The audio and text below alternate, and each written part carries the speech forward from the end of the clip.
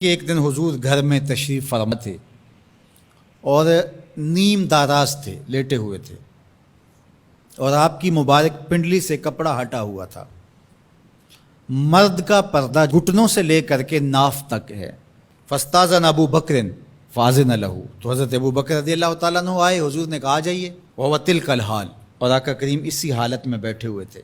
فتحدث، وہ بیٹھے اور حضور سے ہم کلام ہوئے۔ ثم استاذن عمر، پھر حضرت عمر آئے، انہوں نے اذن طلب کیا تو حضور نے کہا آ جائیے، اور حضور اسی حالت میں تشریف فرما رہے۔ فتحدث، وہ بھی بیٹھے اور گفتگو چلتی رہی۔ ثم استاذن عثمان، پھر حضرت عثمان کی آواز آئی، حضور میں اندر آ سکتا ہوں؟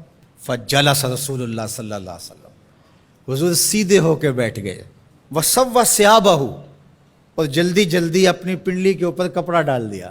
جب یہ لوگ چلے گئے، حضرت ابو بکر رضی اللہ تعالیٰ عنہ بھی، حضرت عثمان بھی، حضرت عمر رضی اللہ تعالیٰ عنہم چلے گئے۔ قالت عائشہ رضی اللہ تعالیٰ عنہ، حضرت عائشہ فرماتی ہیں میں نے کہا حضور ابو بکر آئے تو آپ بیٹھے رہے، جنبش نہیں کی، کپڑا سیدھا نہیں کیا۔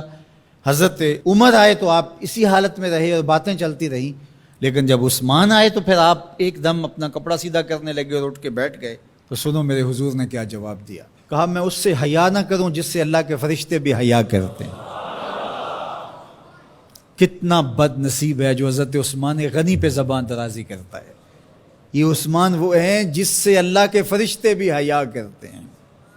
اللہ اکبر، یہ عظمت حضرت عثمان غنی رضی اللہ تعالیٰ عنہ۔ فرماتے ہیں حضرت مرہ بن قاب رضی اللہ تعالیٰ عنہ، حضور نے فتنوں کا ذکر کیا، فرماتے ہیں فمر رجل مقنع فی ثوب، ایک شخص گزرا اور اس نے اپنے سر کے اوپر چادر اوڑی ہوئی تھی، وہ چادر سے اپنے چہرے کو ڈھانپا ہوا تھا۔ فرمایا جب فتنے ہوں گے اور بہت فتنے اتریں گے تو یہ شخص جو گزر رہا ہے، یہ چادر اوڑے جا رہا ہے، یہ اس دن حق پہ ہوگا، یہ ہدایت پہ ہوگا۔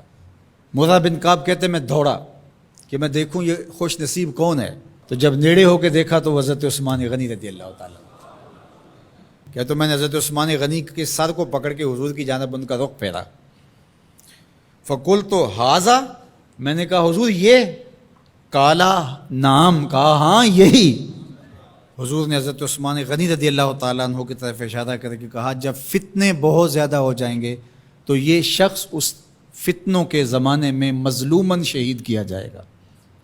تو حضرت عثمان غنی رضی اللہ تعالیٰ عنہ پر 40 دن تک پانی بن رہا، اپنے گھر میں معصور ہو کے رہ گئے، سخت اذیتیں کاٹیں۔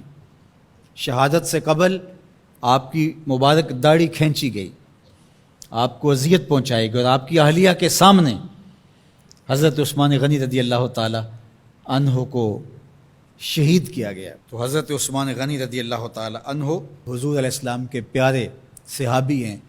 حضور کی 2 صاحبزادیاں یکے بعد دیگرے حضرت عثمان غنی رضی اللہ تعالی عنہ کے نکاح میں آئیں۔ آپ کے بہت سارے نمایاں وصف ہیں جن میں حضور کا 2 مرتبہ داماد بننا، اور پھر فرمایا اگر میری اور بھی صاحبزادیاں ہوتی تو میں عثمان سے نکاح کر دیتا، اور پھر ذوالہجرتین 2 ہجرتیں حبشہ کی جانب اور مدینہ المنورہ کی جانب، پھر شہادت کا اعزاز، اولین مسلمانوں میں ان کا شمار ہے، 10 مبشرہ میں ان کا شمار ہے، 4 خلفائے راشدین کے اندر ان کا 3را نمبر ہے۔ جمع قرآن اور نشر قرآن کی سعادت اللہ نے ان کے حصے میں رکھی۔ آپ کے اوصاف میں سے 2 وصف بہت نمایاں ہیں، ایک تو آپ کا سخی ہونا، دوسرا آپ کا وصف نمایاں حیا تھا۔ تو آج حضرت عثمان غنی رضی اللہ تعالیٰ عنہ کی ان صفتوں کو، حیا کو اپنے کلچر میں فروغ دینے کی ضرورت ہے، اپنی معاشرت میں فروغ دینے کی ضرورت ہے۔ ایک مرد ہو کے اتنا حیا دار، تو پھر عورت ہو کر حیا کی چادر پھاڑ دے اور وہ اس کو آزادی کا نام دے، تو اس سے وہ نسوانیت کا نور رخصت ہو گیا۔ اقبال نے کہا تھا جس علم کی تاثیر سے زن ہوتی ہے نازن، کہتے ہیں اسی علم کو ارباب نظر موت۔ تو حضرت عثمان غنی رضی اللہ تعالیٰ عنہ حیا اور سخاوت کے بہرے بے کراں تھے۔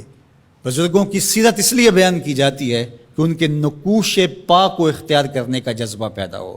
ان کا ذکر کرنا اس امت پر قرض ہے، اور ان کی محبت، ان کا پیار اس امت کے رگ و ریشہ کے اندر محو نفوذ ہونا چاہیے۔